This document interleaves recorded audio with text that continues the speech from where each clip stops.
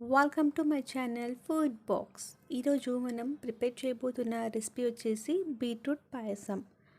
Beetroot అనేది ఇష్టపడిన వాళ్ళకి ఈ విధంగా మీరు పాయసంలో వేసి చేసి పెట్టారనుకోండి, వాళ్ళకు తెలియకుండానే తినేస్తారు. దానికోసం నేను ఒక చిన్న గ్లాస్ సాగుని తీసేసుకొని ఒక 1.5 అవర్ ముందు నానబెట్టి పెట్టేసుకున్నాను. తర్వాత బీట్రూట్ అనేది ఒకటి తురుముకొని పక్కన పెట్టేసుకోండి. ఇలా చిన్నగా తురుముకొని పక్కన పెట్టేసుకోవాలి. ఆ తర్వాత ఒక ప్యాన్ తీసుకొని అందులో ఘీ యాడ్ చేసుకొని 1 కప్పు సేమియాని యాడ్ చేసుకుందాము. సేమియా అనేది మనకు గోల్డెన్ బ్రౌన్ కలర్ వచ్చేంత వరకు మనము దీన్ని ఫ్రై చేస్తూ ఉండాలి. ఫ్లేమ్ మీడియం టు లో పెట్టేసుకోండి. చూడండి, మనకు గోల్డెన్ బ్రౌన్ కలర్ వచ్చిన తర్వాత మనం ఇందులో ఇలాచీ పౌడర్ని యాడ్ చేసేసుకొని కొద్దిగా మిక్స్ చేసేసుకుందాము. ఆ తర్వాత దీన్ని ఒక ప్లేట్లోకి ట్రాన్స్ఫర్ చేసుకొని పక్కన పెట్టేసుకోండి. తర్వాత అదే గిన్నెలో నేను కొద్దిగా ఘీ యాడ్ చేసేసుకొని ఇందాక తురిమి పెట్టేసుకున్న బీట్రూట్ని యాడ్ చేసేసుకొని ఇలా స్మెల్ రాకుండా, పచ్చివాసన రాకుండా మనం దీన్ని ఫ్రై చేసుకుందాము. ఇలా పచ్చివాసన అనేది వెళ్ళిపోయాక మనము ఇందులో ఇందాక నానబెట్టి పెట్టుకున్న సగ్గు బియ్యాన్ని యాడ్ చేసేసుకుందాము. వాటర్తో సహా యాడ్ చేసుకోండి. ఇలా యాడ్ చేసుకున్న తర్వాత ఒక 2 గ్లాసెస్ వాటర్ని యాడ్ చేసుకుందాము.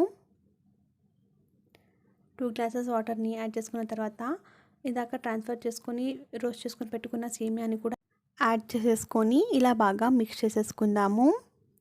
బాగా మిక్స్ చేసుకొని లిడ్ అనేది క్లోజ్ చేసుకుందాం ఒక 10 మినిట్స్ వరకు. 10 మినిట్స్ తర్వాత ఓపెన్ చేసి చూస్తే మనకు సేమియా అనేది సగ్గుబియ్యం అనేది బాగా ఉడికిపోయి ఉంటాయి. ఇందులో మనము జాగరీ పౌడర్ లేకుంటే షుగర్ పౌడర్ని యాడ్ చేస్తాం 1 కప్పు. కొంతమంది షుగర్ ఎక్కువ తింటారు, వాళ్ళు కొద్దిగా ఎక్కువ యాడ్ చేసుకోండి. టేస్ట్ చేస్తే తెలుస్తుంది కదండి, మీకు ఏమైనా తక్కువ అనిపిస్తే మరి యాడ్ చేసేసుకోండి. ఇలా లిడ్ అనేది ఒక 5 మినిట్స్ వరకు క్లోజ్ చేసుకుందాము. మనకు జాగరీ అనేది అంతా కరిగిపోయి ఉండాలి. మనము జాగరీ అనేది ముందుగా యాడ్ చేసామనుకో సేమియా అనేది మనకు తొందరగా కుక్ అవ్వదు. చూడండి, అంతా జాగరీ అనేది డిజాల్వ్ అయిపోయింది మనకు. ఆ తర్వాత ఇందులో నేను 1 కప్ మిల్క్ని యాడ్ చేసేస్తున్నాను. యాడ్ చేసుకున్న తర్వాత బాగా మిక్స్ చేసేసుకొని ఇది వచ్చేసి మనము మిల్క్ అనేది బాయిల్ అవ్వనివ్వాలి.